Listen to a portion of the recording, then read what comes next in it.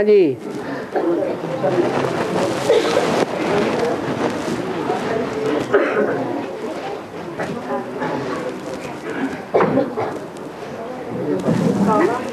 हाँ जी। लक्ष्मी को ऐसा शास्त्रों में बताया चंचल नहीं करती है, चंचल रहता लक्ष्मी को। हाँ, एक जगह नहीं रहती है। आज एक साहूकार के पास, कल दूसरे साहूकार के पास है। दुनिया में बड़े बड़े साहूकार कौन हैं? अखबारों में उनके नाम आते हैं कि नहीं आते हैं? हर वर्ष दुनिया का जो बड़े से बड़ा साहूकार होता है वो बदल जाता है या रह जाता है? वो बदल जाता है। तो लक्ष्मी चंचल है, एक के साथ नहीं रहती है। इसलिए शास्त्रों में कहा है कि लक्ष्मी चंचल है। न्याय है ज्ञान धन की बात।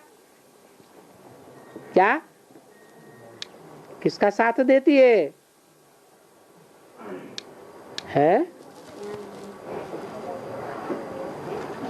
ज्ञान धन जो है वो लक्ष्मी की कृपा से आता है। लक्ष्मी से क्या मांगते हैं? दुनिया वाले समझते हैं स्थूल धन की बात। स्थूल धन धन है वास्तविक, या ज्ञान का धन वास्तविक धन है? ज्ञान का धन ही वास्तविक धन है। तो वो ज्ञान का धन लक्ष्मी के द्वारा मिलता है। लक्ष्मी की कृपा होती है। क्यों? नारायण की क्यों नहीं? क्या कारण है?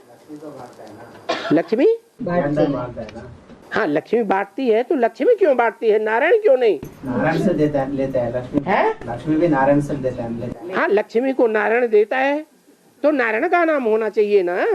पवित्रता में हाँ, पुरुष साहब दुर्योधन दुशासन वो क्या बांटेंगे? और బాబా हाँ, ఈ శంకరునికి ఈ తల మీద నెత్తి మీద గంగ ఎందుకు కూర్చుంటాది? ఎవరు? शिव का सिर का ऊपर में गंगा क्यों बैठती है? हाँ, क्योंकि ज्यादा सेवा की है। जितनी भी सेवाधारी आत्माएं हैं, सेवाधारी बच्चियां हैं, उन सेवाधारी बच्चियों के बीच में सबसे जास्ती एडवांस की सेवा किसने की है? किसने की? लक्ष्मी ने की, जगदम्बा ने की, महाकाली जमुना ने की। किसने की? गंगा ने की। तो जो बच्चा बहुत ज्यादा सर्विसेबल होता है, भले छोटा बच्चा हो, तो माँ बाप प्यार में आकर क्या करते हैं? उसको सर के ऊपर चढ़ा लेते हैं। लोग कहते भी हैं, अरे इसको तो बहुत सर पे चढ़ाया हुआ है। अरे अच्छा लगता है तभी तो है। आपको अच्छा नहीं लगता है? आपको प्रश्न पैदा होता है उसको सर के ऊपर क्यों, मेरे को क्यों नहीं है? और हैं शारदांबा ब्रह्मरांबा दोनों के एक है, अलग अलग है। शारदांबा ब्रह्मरांबा एक ही है, अलग है। भ्रमरंबा। भ्रमर क्यों कहा? भ्रमर माने भू भू। जो ज्ञान की भू भू करते रहते हैं उनकी अम्बा। बांदेली माताएं अपने पतियों के साथ क्या करती रहती हैं? हैं? भू भू करती रहती हैं। तो आखिरी में उसका रिजल्ट क्या निकलता है कि वो जो गंध के कीड़े हैं, वो गंध के कीड़े भी बदल करके क्या बन जाते हैं? भ्रमरी बन जाते हैं। ऐसे भू भू करने वालों की अम्बा भ्रमर अम्बा कौन हुई? ब्रह्म को पत्नी कौन बाबा? है ब्रह्म को पत्नी कौन? पत्नी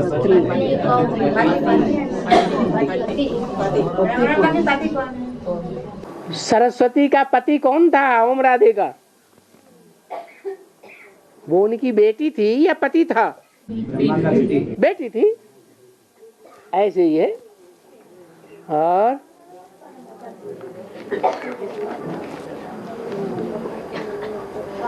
हाँ पितरों को भोग लगाने के बाद छोटी कन्या को देते हैं प्रसाद की। इसका मतलब क्या है? है पितरों के प्रति श्रद्धा होती है ना, वो कन्याओं को ही देते हैं जो घर में छोटी। तो श्रद्धा जब जिसके साथ होती है उनका भोग भी वो पवित्र समझते हैं या अपवित्र समझते हैं? तो पहले पहले किसको देंगे? पवित्र कन्याओं को देते हैं। और हाँ बाबा ये मंदिरों में गए तो उधर राम का पाद करके पाँव का पूरा दिखाते, राम ने इधर इधर फिराए करके। भद्राचलम और हरिद्वार उधर गए तो मंदिरों में गए तो उधर पूरा श्री राम ने इधर घूमा और ये दिखाते बाबा को सही। क्या कह रहे हैं ये? मंदिरों में जाते हैं तो दो पाद दिखाते हैं। पाँव। हाँ राम की पादुका दिखाते हैं। हाँ पाँव माने बुद्ध रूपी पाँव। हाँ जो जैसे इस पाँव से चलकर कहीं पहुंचा जाता है स्थूल पाँव से, ऐसे ही बुद्ध रूपी पाँव से चल करके भगवान तक पहुंचा जाता है। कि इन पाँव से पहुंचेंगे, जो बुद्ध रूपी पाँव है उनसे चलेंगे, पुरुषार्थ करेंगे, दौड़ी पहनेंगे। पाँव से दौड़ी पहनते हैं ना, वो दौड़ी पहनेंगे तो भगवान तक पहुंचते हैं। तो पाँव का मिसाल बुद्धि से दिया जाता है। तो भगवान का बुद्ध रूपी पाँव, भरत ने क्या किया है? हाँ जो राम का बुद्ध रूपी पाँव है वो अपने सर पर धारण कर लिया। तो भक्ति मार्ग में समझते हैं कि भगवान के पाँव की धूल भी अगर मिल जाए तो भी बड़ी बात है। तो भरत ने उनकी पादुकाई धारण कर ली, क्योंकि पाँव की धूल किस में जाती है? पादुका में जाती है। इसलिए वो पादुकाई ले गए। भक्तों ने भी ऐसे मंदिरों में राम की पादुकाएं रखी हुई है, भरत को फॉलो किया है। और है एक खाने से पाप बनता है ना? है एक अंडा खाने से पाप बनता है ना? अंडा खाने से पाप बनता है। तो शहद की मक्खियाँ से शहद निकालते हैं ना? हाँ अंडे थोड़े ही निकालते हैं, शहद निकालते हैं। शहद ऊपर होता है, जो शहद की मक्खियों का छत्ता होता है उसमें ऊपरी हिस्से में शहद होता है, और नीचे जो छत्ता लटकता है उसमें अंडे होते हैं। तो आजकल जो शहद की मक्खियां पाली जाती हैं अंडे वाले हिस्से को डिस्टर्ब नहीं करते, जो ऊपर का हिस्सा होता है उस हिस्से को तोड़ लेते हैं और उसमें से शहद निकाल लेते हैं। तो थोड़ा मक्खियाँ भी मर जाते ना? उनको उड़ा देते हैं। और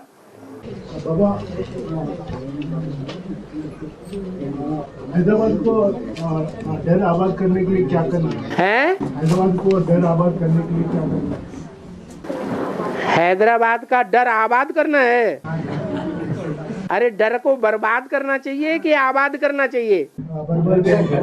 है बर्बाद करने के लिए। हाँ डर को तो खत्म करना चाहिए, डर को आबाद थोड़ी करना है। हैदराबाद में जो डर है क्योंकि वहां राज्य किसका रहा है? हैं? मुसलमानों का राज्य रहा है।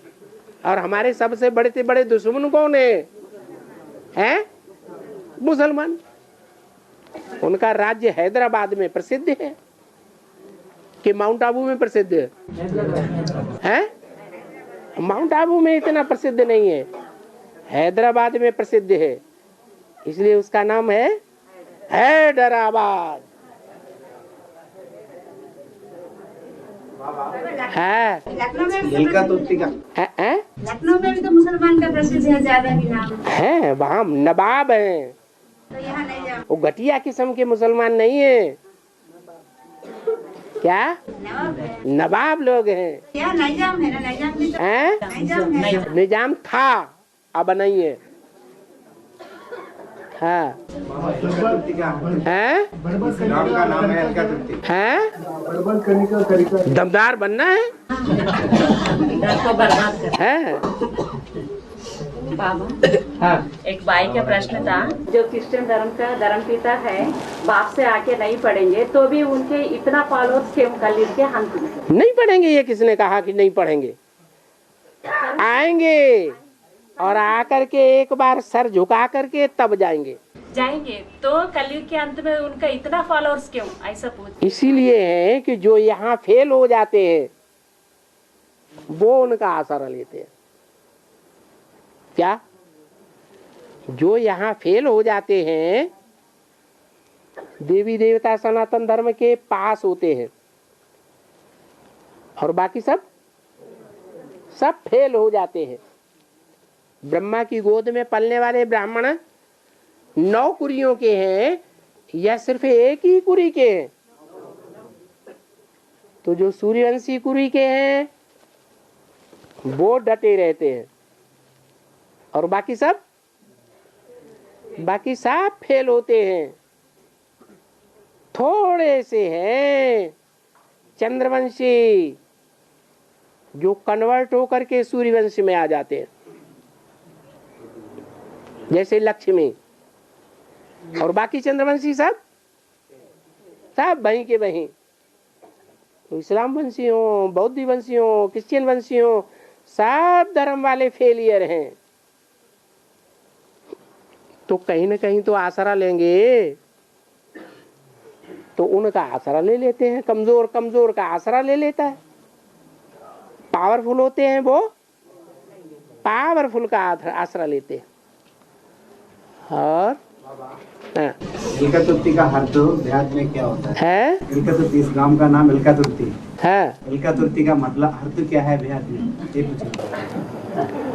ई वो नहीं, ई लक माने भाग्य। ई लक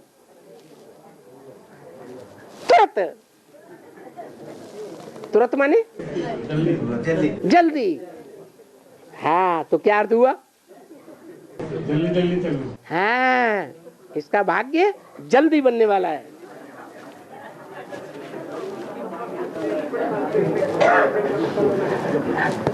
बाबा तेलुगु में तो एल्का का मतलब चूहा है। ओहो, ये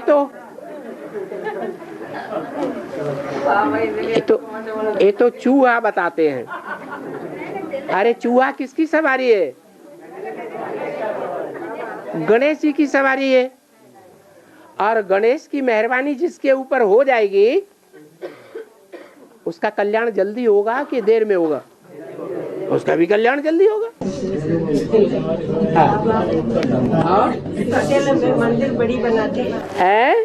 मंदिर बड़ी रहती है। कहाँ? श्रीशैलम में। हाँ लिंगम छोटा दिखाते है। लिंग छोटा दिखाते हैं।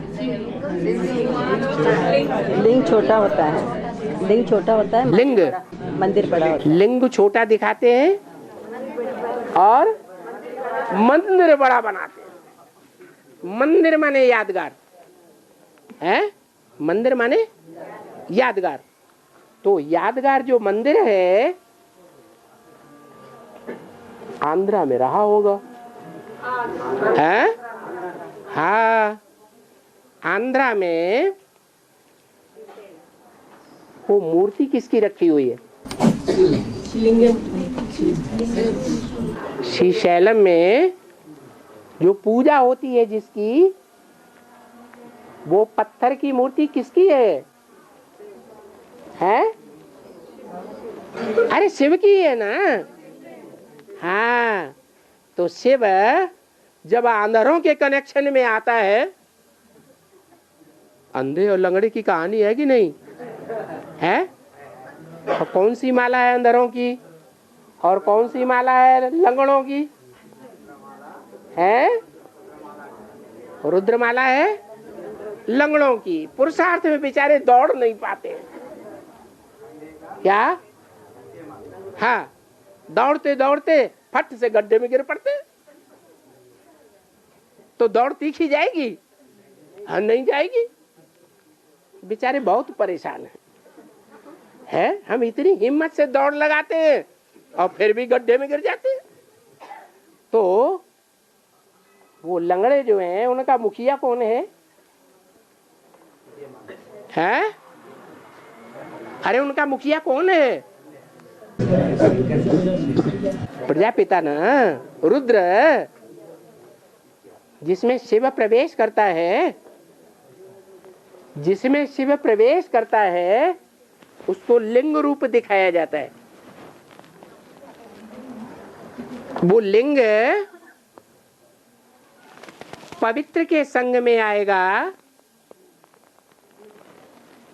तो पवित्र आत्मा के वाइब्रेशन से वो बच्चा बन जाएगा या बड़ा बनेगा? है? बच्चा बन जाएगा, इसे छोटा दिखाया गया।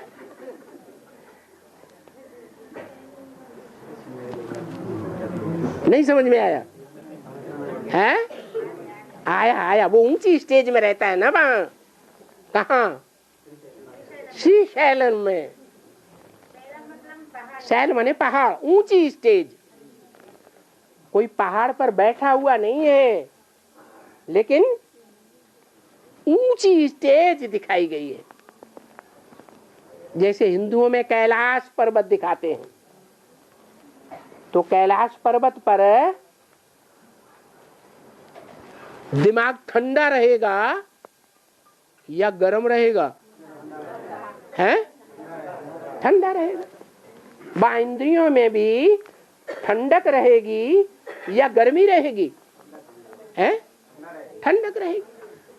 तो जो ठंडा दिमाग है, इसलिए विकारों की गर्मी न होने के कारण और लिंग को छोटा दिखाया गया है शैलम में।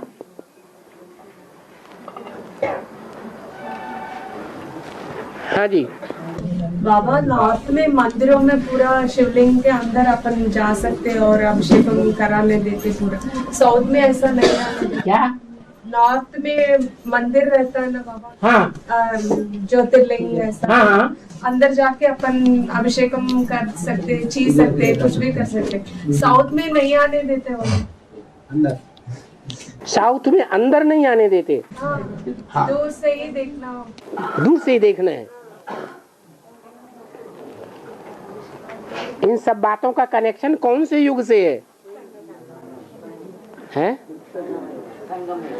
जितनी भी रीति रस्म रिवाज हैं, चाहे उत्तर भारत की हो चाहे दक्षिण भारत की हो, उन रीति रस्म रिवाज का कनेक्शन कौन से युग से है? संगम युग से है। संगम युग में जब भगवान जो ज्योतिर्लिंगम के रूप में दिखाया जाता है दक्षिण भारत में सेवा कर रहा था, तो संपन्न स्टेज में था या अधूरी स्टेज में था? है? नहीं समझ में आया? अरे प्रत्यक्षता रूपी जन्म कहाँ उत्तर भारत में होता है या दक्षिण भारत में होता है? हैं? दक्षिण भारत में प्रत्यक्षता रूपी जन्म होता है। अधूरा होता है, विदेशियों का जन्म होता है, विदेशियों का सूर्योदय होता है या भारतवासियों का सूर्योदय होता है? विदेशी रात के 12 बजे सूर्योदय मानते हैं। प्रत्यक्षता रूपी जन्म सूर्य का कै बजे मानते हैं? दिन की शुरुआत कै बजे से? रात के 12 बजे से मानते हैं। तो क्या वास्तव में प्रत्यक्षता रूपी जन्म होता है रात के 12 बजे? है? होता है? नहीं होता है। अभी भी रात चल रही है या ज्ञान सूर्य प्रत्यक्ष हो गया? अभी भी ब्रह्मा की रात चल रही है। तो जो ब्रह्मा की रात चल रही है वो दक्षिण भारत में जो मंदिर दिखाते हैं यादगार, जो इस समय की यादगार है, उस समय वो लिंग रूप प्रजापिता पुरुषार्थी जीवन में है या संपन्न है? पुरुषार्थी जीवन में है। जब पुरुषार्थी जीवन में है, संपन्न नहीं है, तो सदाकाल के लिए अमोघ वीर्य है या कब है कब नहीं है?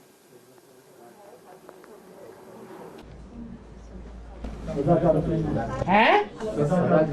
सदाकाल के लिए है। हैं? एक जन्म लिए। संगम युग की बात बताओ। संगम युग में जब दक्षिण भारत में ज्ञान सूर्य प्रजापिता के द्वारा प्रत्यक्ष होता है तो उस समय अधूरा पुरुषार्थी है या संपन्न पुरुषार्थी है? और अधूरा पुरुषार्थी है तो अमोघ वीर्य कहा जाएगा या संपन्न कहा जाएगा? है? संपन्न। अमोघ वीर्य नहीं कहा जा सकता। तो जब अमोघ वीर्य नहीं है तो उसको छुपा के रखना अच्छा है या प्रत्यक्ष करना अच्छा है? तो छुपा के रखा जाता है। तो वो नहीं पूजा कर सकते क्या? और उत्तर भारत में? उत्तर भारत में कोई भी आए देखो आके, संपन्न है या अधूरा है? संपन्न है। तो मंदिर के दरवाजे सबके लिए खुले हुए हैं। वो टाइम कब की हैं? कब है वो टाइम? लो, सारी कथा खत्म हो गई। रावण का बाप कौन, वो सीता का बाप कौन था?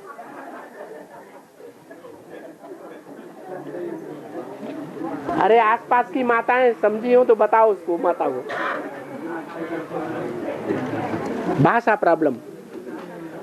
और हैं? माता पार्वती की अमर गाथा है ना शंकर। हाँ। कबूतर మూడో నంబర్ हाँ। माता पार्वती अमर गाथा తినిపిస్తుంటే కబూతర్ ఇద్దరు కదా మూడో हाँ। నా వేదలు అర్థమైంది బాబా। कबूतर सुनते हैं ना, जो अमर कबूतर भी सुनते हैं और तोते भी सुनते हैं। उसका अर्थ क्या है? उसका अर्थ ये है कि रुद्रमाला के हैं कंठी वाले तोते, जो मंदिर में थोड़े समय के लिए जाते हैं। क्या? थोड़े समय वहां मंदिर में अमर कथा सुनते हैं और चारों तरफ दुनिया में टियो टियो टियो टियो टियो करके सुनाने लग पड़ते हैं। और कबूतर कहाँ रहते हैं? हैं? मंदिर में ही रहते हैं। मंदिर के मूर्ति के ऊपर ही गंध करते रहते हैं। वो मुख से उनके आवाज नहीं निकल सकती। माने उनके मुख से भगवान की प्रत्यक्षता की आवाज निकलती ही नहीं है। उनके भाग्य में नहीं लिखा है कि वो अपने मुख से जो ज्ञान सुनाए उससे भगवान प्रत्यक्ष हो जाए। बेसिक वालों में, ब्राह्मणों में सबसे जास्ती ज्ञानी ब्राह्मण कौन माना जाता था और अभी भी माना जाता है?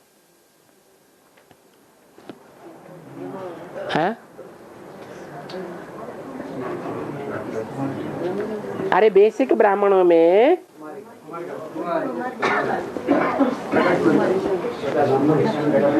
अरे प्रकाशमणि दादी के सामने कलकत्ते के रविंद्र भाई कंपिल में एडवांस कोर्स करके सीधे उनके पास पहुंचे और दादी से कहा वो एडवांस ज्ञान जो कंपिल में सुनाया जाता है 100% सच्चा है।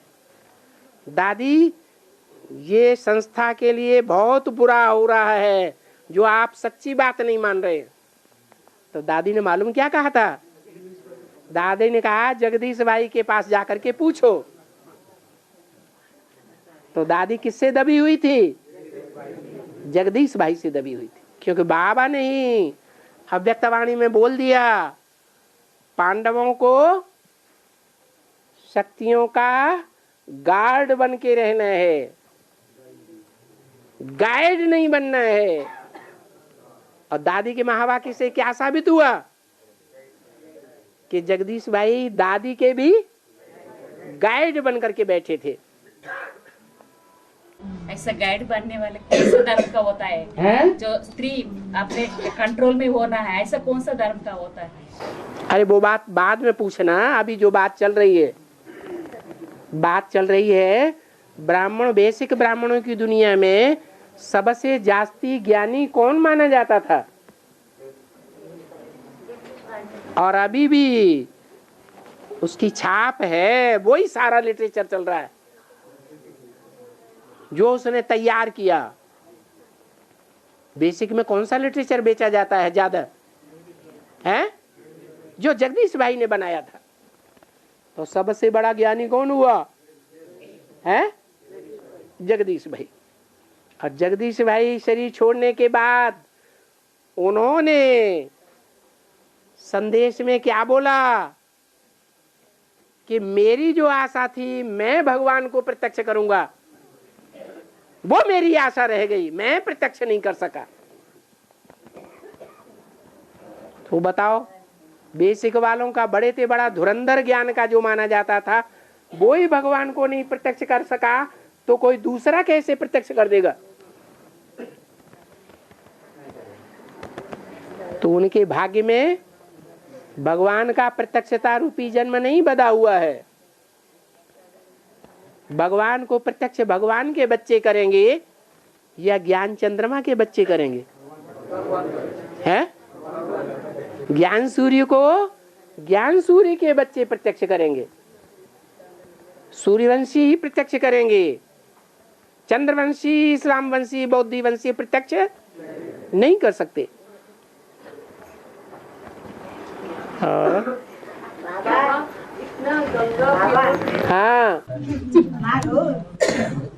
दक्षिण भारत को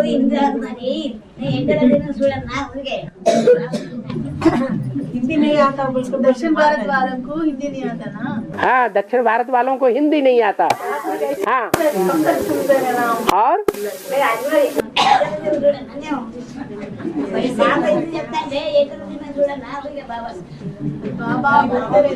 अरे एक आदमी बोलो। हिंदी में पूछ सकते नहीं ना बाबा, खाली सुनना पड़ता है। अच्छा पूछना है तो पूछना नहीं आता। अच्छा, जो आंध्रा वाले हैं वो सिर्फ देख सकते हैं। बाबा जो कुछ बोलते हैं वो कानों में तो आवाज जाती है लेकिन समझ नहीं सकते। हाँ तो पूछना क्या है? ऐसे सुनते नहीं ना क्या बाबा बोल रहे हैं? ऐसे सुनते क्या बाबा बोल रहे हैं? पूछना नहीं आता ना, क्या समझ नहीं आ तो रहा। प्रश्न पूछना नहीं आता है, ठीक बात है। प्रश्न पूछना नहीं आता है क्योंकि भाषा समझ में नहीं आती है। और हिंदी बोलो। है क्या है? क्या कह रहे हैं? हिंदी नहीं आता है। हाँ दुनिया में भी ऐसा होता है। कोई बच्चे छोटे छोटे होते हैं ना, तो उनको भाषा पूरी समझ में नहीं आती, वो बोलते हैं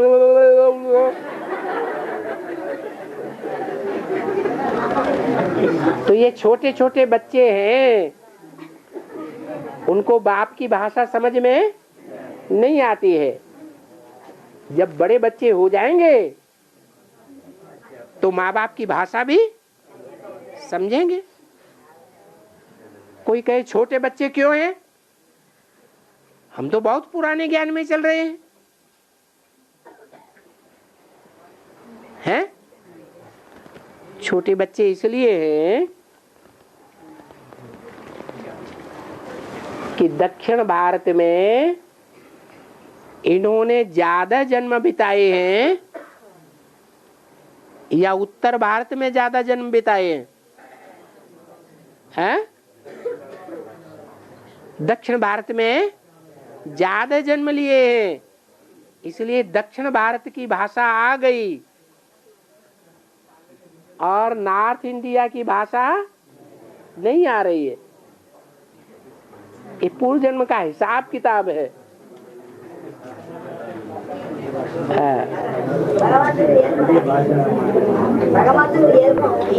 भगवान को नहीं बोल सकते क्या? भगवान तक भगवान तक नहीं बोल सकते क्या? ऐसा? अरे जो छोटे बच्चे होते हैं वो निर्विकारी बुद्धि होती है या विकारी बुद्धि होती है? निर्विकारी बुद्धि होती है, भले भाषा नहीं जानते हैं। निर्विकारी बुद्धि भगवान को पहले पकड़ती है, पहचानती है, या विकारी बुद्धि वाले नॉर्थ इंडिया के पहले पहचानते हैं? कौन पहचानते हैं? दक्षिण भारत वाले भाषा नहीं जानते हैं तो क्या हुआ? शिव बाबा के महात्मा बच्चे हैं, छोटे बच्चे महात्मा होते हैं, महान आत्माएं होते हैं। और हाँ एक भाई का प्रश्न है। एक भाई का प्रश्न है। हाँ, स्त्री पुरुष की उत्पत्ति कैसे होती है? स्त्री और पुरुष की उत्पत्ति कैसे होती है? स्त्री में ज्यादा दिमाग होता है या पुरुष में ज्यादा दिमाग होता है? मोस्टली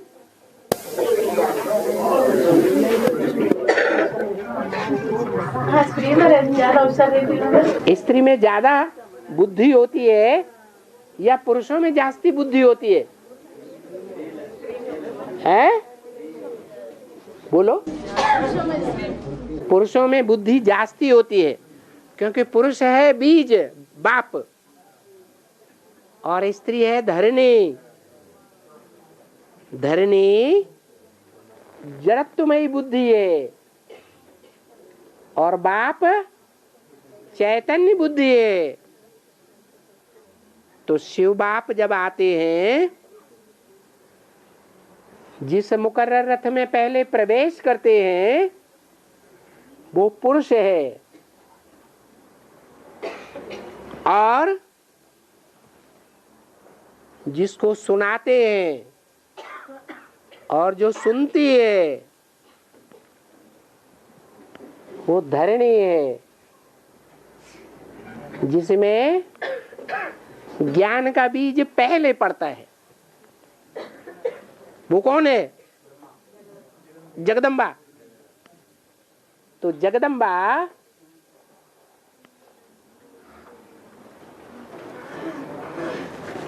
स्त्री रूप है, प्रकृति स्त्री रूप है, प्रकृति जड़त्वमयी बुद्धि वाली है,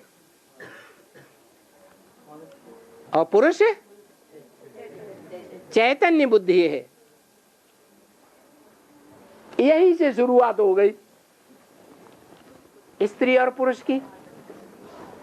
लेकिन आप स्त्री हैं या पुरुष हैं? आपके शरीर तो स्त्री का है, लेकिन रुद्र वाला क्यों ना? मैं ये बताइए, आप स्त्री हैं या पुरुष हैं? हैं? आप क्या हैं? आप खुद क्या हैं? आत्मा हूँ। हाँ, आत्मा हूँ तो न स्त्री न पुरुष, ये आत्मिक भाव रहना चाहिए।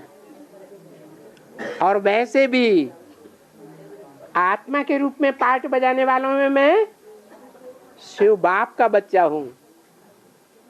शिव बाप का बच्चा हूँ कि बच्ची हूँ? बच्चा हूँ। तो मैं आत्मा हूँ, मैं स्त्री नहीं हूँ। देहभान आता है तब बुद्धि में आता है मैं स्त्री हूँ। आत्मिक स्मृति में रहे तो भान ही नहीं आएगा। और बाबा हाँ, एक महीने कार्तिक मासम शिवालय का बहुत पूजन है ना। हाँ, उसका अर्थ क्या बाबा? हाँ, कार्तिक मासम का अर्थ क्या है? हाँ,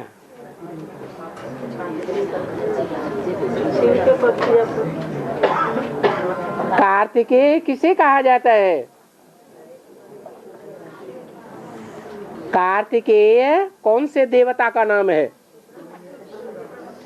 सुब्रमण्यम। जो सुब्रमण्यम है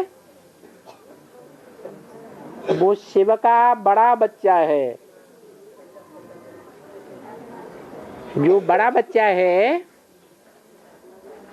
उसकी पूजा दक्षिण भारत में होती है या नॉर्थ इंडिया में होती है? दक्षिण भारत। उस कार्तिकेय का जो समय है गायन और पूजन का, वो संगम युग है ना। कार्तिकेय का गायन और पूजन का फाउंडेशन कब पड़ता है? संगम में। तो कार्तिकेय का गायन और पूजन पहले होता है या शंकर पार्वती उर्फ लक्ष्मी नारायण का गायन पूजन पहले होता है? किसका गायन पूजन पहले है? अरे माँ बाप पहले या बच्चा पहले? तो शंकर पार्वती कहो, लक्ष्मी नारायण कहो, उनका गायन और पूजन पहले है और बच्चे का गायन पूजन बाद में है। इसलिए दीपावली पर, कौन से महीने में होती है दीपावली? है कब होती है?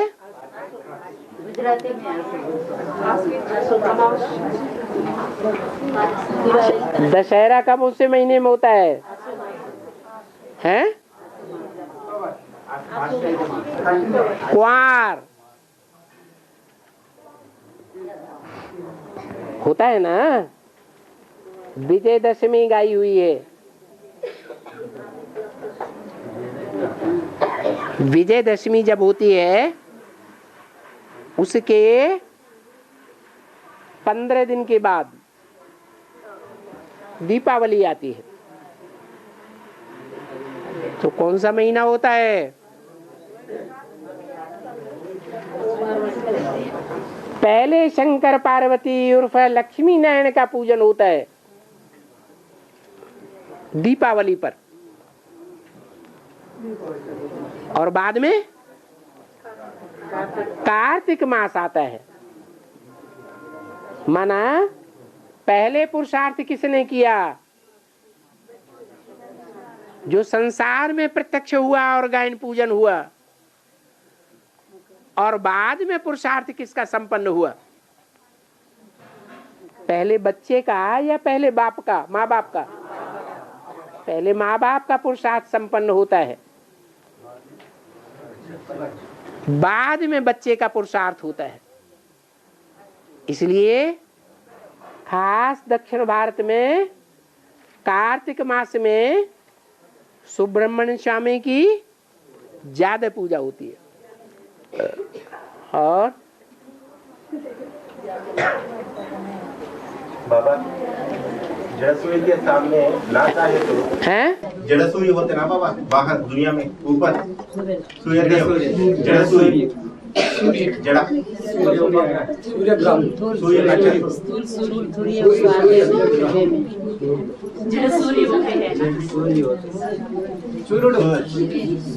सूर्योदय होता है। सूर्य क्या होता है? सूर्य जड़ होता ना बाबा, वो बाहर का ऊपर सूर्य। हाँ, जड़ सूर्य। उसके सामने ना चाहे तो भी उसका गर्मी रोशनी महसूस होता है। उसके सामने ना चाहे तो भी, उनके सामने जो भी आए, हाँ, ना चाहे तो भी सूर्य का रोशनी और गर्मी महसूस होता उनको, महसूस होता है ना बाबा। और इसी प्रकार लेकिन चैतन्य सूर्य के सामने आत्मिक में बैठे तो चैतन्य सूर्य के सामने आत्मिक स्थिति में बैठे तो सूर्य का शक्ति वाइब्रेशन महसूस होता, देहबान में बैठे तो नहीं महसूस होता। मेरा प्रश्न ये है कि मैं आत्मिक स्थिति में बैठे। अरे आपस में ही बात कर लो फिर। हाँ करो, आपस में बात पहले कर लो पूरे। हाँ, मेरा प्रश्न ये है कि चैतन्य सूर्य के सामने आत्मिक स्थिति में बैठे तो महसूस होता शक्ति, नहीं तो नहीं होता। लेकिन जड़ सूर्य के सामने ना चाहे तो भी उसका गर्मी रोशनी महसूस होता। यहाँ क्यों नहीं होता? महसूस नहीं होता। आत्मिक स्थिति में बैठे तो होता बाबा, देवाल में बैठे तो नहीं होता ना बाबा। नींद में भी सब लोग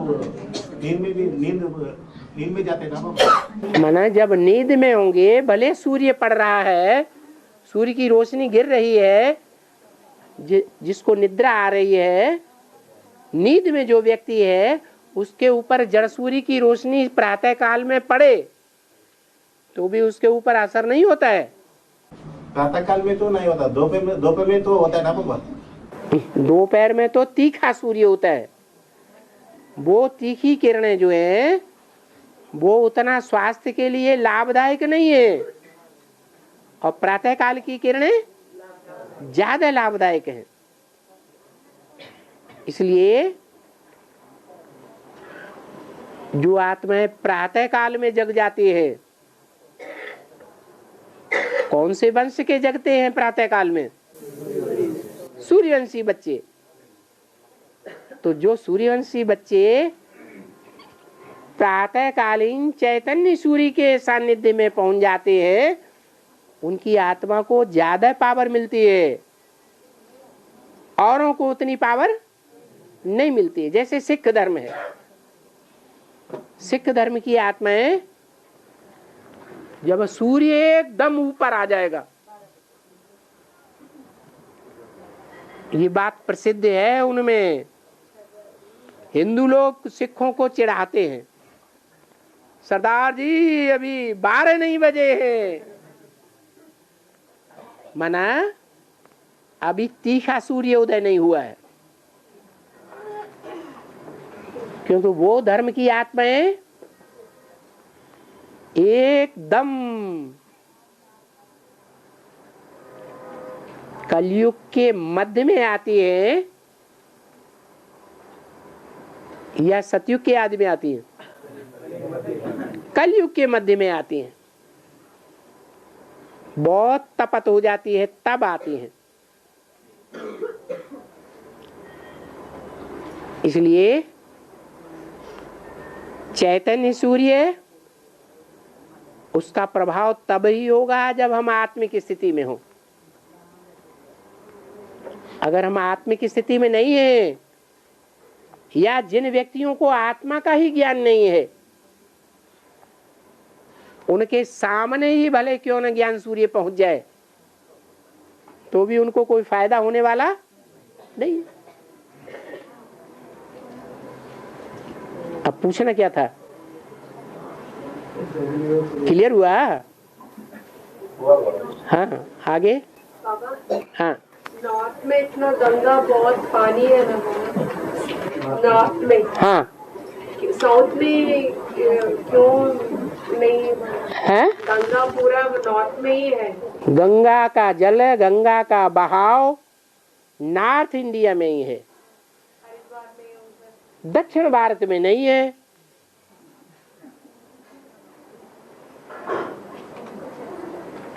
गंगा का जन्म कहाँ हुआ? शास्त्रों में गंगा का जन्म कहाँ दिखाया है? हैं? हिमालय नॉर्थ इंडिया है ना। तो ज्ञान में भी पार्वती का जन्म पहले है या गंगा का जन्म पहले है? पार्वती का जन्म पहले है? गंगा पहले प्रत्यक्ष होती है ब्राह्मणों की दुनिया में, या पार्वती पहले निकलती है? ज्ञान गंगा पहले निकलती है। तो जो निकलती है वो हिमालय पर्वत से निकलती है ना, ऊंची स्टेज से निकलती है ना। जो ऊंची स्टेज से निकलती है गंगा, वो गंगा नॉर्थ इंडिया में ही बहती है।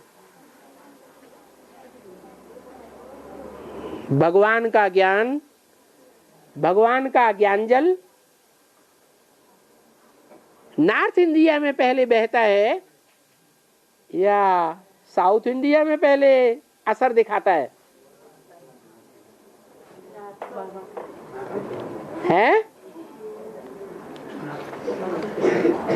भगवान का ज्ञान पहले नॉर्थ इंडिया वालों के सामने प्रत्यक्ष होता है ज्ञान जल, या साउथ इंडिया वालों के सामने प्रत्यक्ष होता है? साउथ इंडिया में प्रत्यक्ष होता है, फिर नॉर्थ इंडिया में भी प्रत्यक्ष होता है। और गंगा सिर्फ नॉर्थ में ही प्रत्यक्ष होती है, साउथ में प्रत्यक्ष ही नहीं होती है। कहाँ की बात है? संगम युग की ही बात है। वो गंगा का जो जन्म है वो एडवांस में भी सबसे पहले एडवांस का ज्ञान समझने वाली गंगा है, जगदम्बा नहीं। जगदम्बा तो छोटी बच्ची थी, 9 साल की, और गंगा नौजवान थी। तो कौन समझेगा? नौजवान गंगा ने ज्ञान को ज्यादा गहराई से लंबे समय तक समझा। बाद में गंगा कौन से धर्म की बीज है? संन्यास धर्म की बीज। तो बाप से दूर हो जाती है कि बाप के साथ संबंध निभाती है? दूर हो जाती है। अंत में फिर प्रत्यक्ष होती है, जो आदि में सो अंत में। इसलिए मुरली में बोला ज्ञान गंगाएं प्रत्यक्ष होती है अंत में। तो अंत में फिर अब टाइम आ गया।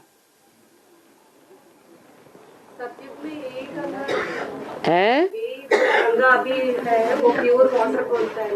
ये चैतन्य गंगा सतयुग में होगी कि नहीं? ये चैतन्य आत्मा जो गंगा का पार्ट बजाने वाली है, वो सतयुग में होगी कि नहीं? तो वो भी होगी। हाँ, और गंगा के लिए लिखे सर है बाबा, हैं? गंगा के लिए लिखे सर है अभी। हाँ हाँ एक बार पढ़ के हाँ जी, पढ़ेंगे।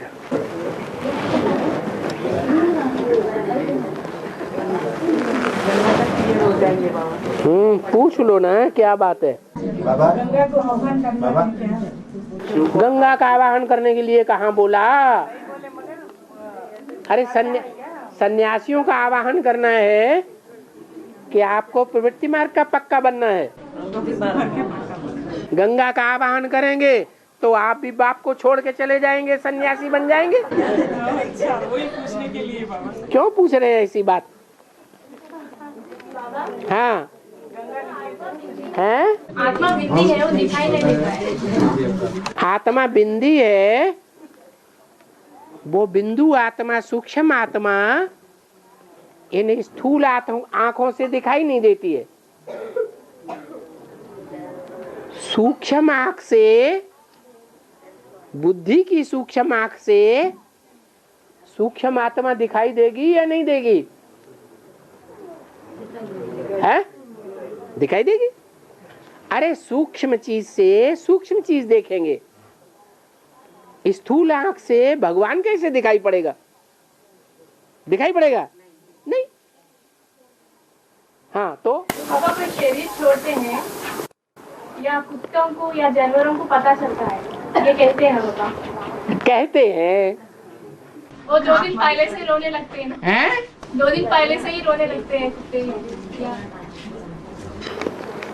आपने ज्यादा ध्यान दिया क्या है? आदमियों के ऊपर ध्यान नहीं दिया। ऐसा कुछ है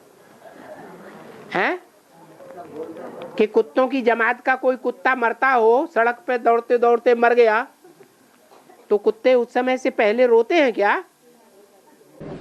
तूफान आने का भी पहचानते, बल्कि वो तो पशु पक्षियों को सबको पता चलता है। पशु पक्षी इतने विकारी बुद्धि नहीं होते हैं जितना मनुष्य विकारी बुद्धि होता है। इसलिए मनुष्यों को विकारी बुद्धि होने के कारण तूफान आदि का पहले से पता नहीं चलता, और कीड़े मकोड़े पशु पक्षियों को पहले से पता चल जाता है। मनुष्यों का मन से ज्यादा कैसे पता चलता है? क्योंकि स्वच्छ बुद्धि है। ज्ञान लक्ष्मी में है या नहीं है? है। अभी वर्तमान में ज्ञान लक्ष्मी में है या नहीं है? नहीं है। लेकिन वो खुश रहती है या नहीं रहती है? तो पहले से साक्षात्कार के आधार पर उसे बहुत सी बातों का पता चलता है या नहीं चलता है? चल जाता है। ऐसे ही है, जो पवित्र बुद्धि आत्माएं होती हैं, भावना वाली आत्माएं होती हैं, श्रद्धा विश्वास वाली आत्माएं होती हैं, उन आत्माओं को ईश्वर की ओर से दिव्य आंख मिलती है। वो साक्षात्कार से सब कुछ जान जाते हैं। जैसे यज्ञ के आदि में दीदी दादियां दादाएं साक्षात्कार में जाती थी, बहुत खुश रहती थी। हाँ। महानदी में, श्रीशैलम में, महानदी में पत्थर का गोमुख से पानी आते रहता हमेशा। गोमुख से पानी आते रहता, हमेशा आते रहता। गौमुख कहाँ है?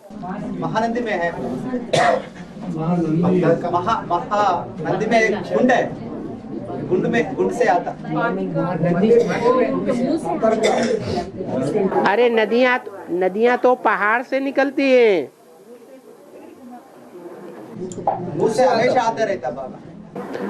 नदियां पहाड़ से निकलती हैं।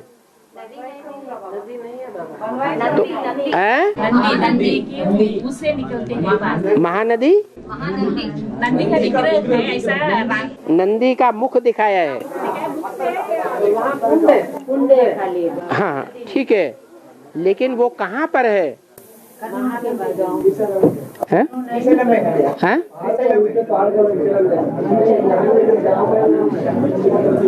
कौन से एरिया में है? नंदयाल डिस्ट्रिक्ट, नंदयाल में। नंदयाल पहाड़ है क्या? हाँ, गांव का नाम तो नंदयाल है, लेकिन वहाँ कोई पहाड़ है क्या? पहाड़ है। पहाड़ है। हाँ, पहाड़ के नीचे एक कुंड है। कुंड में गोमुख में गोमुख से पानी आते रहता, कभी भी देखो निरंतर पत्थर का गोमुख से। उस पहाड़ पर वो बैल का मुख है या न गऊ का मुख है, वो गऊ मुख में से पानी आता रहता है। वो पानी बह करके जब आगे बढ़ता है तो महानदी बढ़ती है, उसका जल बढ़ता है या कम होता है? इतना बढ़ते रहते। वो बढ़ता हुआ जल कहाँ से आता है? वही नहीं पता नहीं। अरे कोई भी नदियां हैं पहाड़ से निकलती हैं और उनमें पहाड़ से निकलने वाली दूसरी नदियां जो है आकर के मिलती है तो उनका पानी बढ़ जाता है, वृद्धि को पाता है। कोई भी नदियों को लो तो ऐसे ही महानदी जो है नंदी है बाबा, महानदी नहीं है, महानंदी। ओहो, वो तो समझ लिया कि आपके कहने का मतलब ये है कि जैसे गंगा नदी है, वो गंगोत्री से गंगा उतरी तो उस स्थान का नाम पड़ गया गंगोत्री। लेकिन गंगोत्री से भी ऊपर एक पहाड़ है, उस पहाड़ पर गौमुख बना हुआ है। उस गौमुख में से जो पानी की धारा बहती है वो गंगोत्री तक आती है। गंगोत्री से जब गंगा आगे बढ़ती है तो अलकनंदा वगैरह दूसरी नदियां उसमें मिक्स होती है तो उसके पानी का जल स्तर बढ़ जाता है। ऐसे ही गोमती, गंडक, घाघरा, दूसरी नदियां गंगा में जब आकर के मिलती है तो जल स्तर और ज्यादा बढ़ जाता है। यहाँ पर ऐसा है बाबा, है यहाँ पर भी ऐसा है ना, महानंदी जो बोल रहे हैं ना, हाँ। यहाँ पर भी मंदिर के नीचे से आता हुआ झरना वहाँ गोमुख का बनाया हुआ है। ठीक है, वही पानी निकल कर बाहर जाकर महानदी में मिलता है। महानदी में मिलता है ना, लेकिन महानदी कहाँ से आती है? वहाँ पर नहाते हैं, नहाते हैं वहाँ पर, वही पानी। वो बात छोड़ो, महानदी का जल जो है वो कौन से पहाड़ से आता है? उसी पहाड़ से, जहाँ से श्रीशैलम जो पहाड़ है। उसका पानी बढ़ता कैसे है सिवाय दूसरी नदियों के? जब तक दूसरी नदियां आकर के नहीं मिलेंगी तो महानदी का जो जल है, जल स्तर कैसे बढ़ेगा? आप पहले पूरी क्या नाम महानदी की ज्योग्राफी समझिए, फिर प्रश्न पूछिए।